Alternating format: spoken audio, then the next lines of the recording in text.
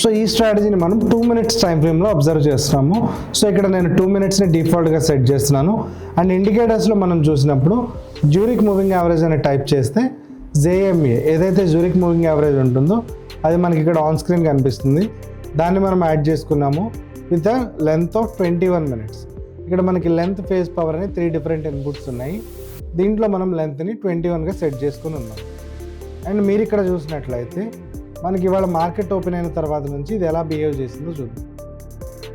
And ఇక్కడ మనకి market ఇవాళ ఓపెన్ అయిన తర్వాత ఒక గ్యాప్ అప్తో ఓపెన్ అవ్వడం జరిగింది.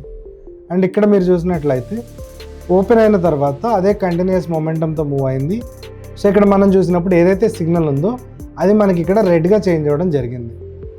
అండ్ వన్స్ రెడ్గా చేంజ్ అయిన తర్వాత మనం ఆ క్యాండిల్ హైలోని మార్క్ చేసుకుంటాము.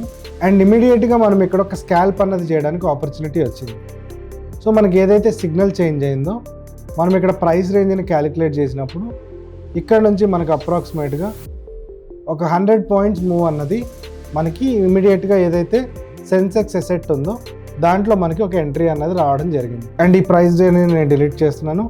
అండ్ ఇమీడియట్గా ఇక్కడ మనం చూసుకున్నప్పుడు ఇమీడియట్గా ఒక సిగ్నల్ చేంజ్ అనేది రావడం జరిగింది. సో సిగ్నల్ చేంజ్ వచ్చిన క్యాండిల్కి నెక్స్ట్ క్యాండిల్లో మనం ఎంట్రీ అన్నది ప్లాన్ చేస్తున్నాము.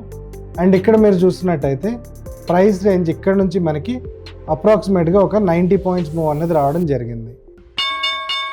Investments in the securities market are subject to market risk. Read all the related documents carefully before investing.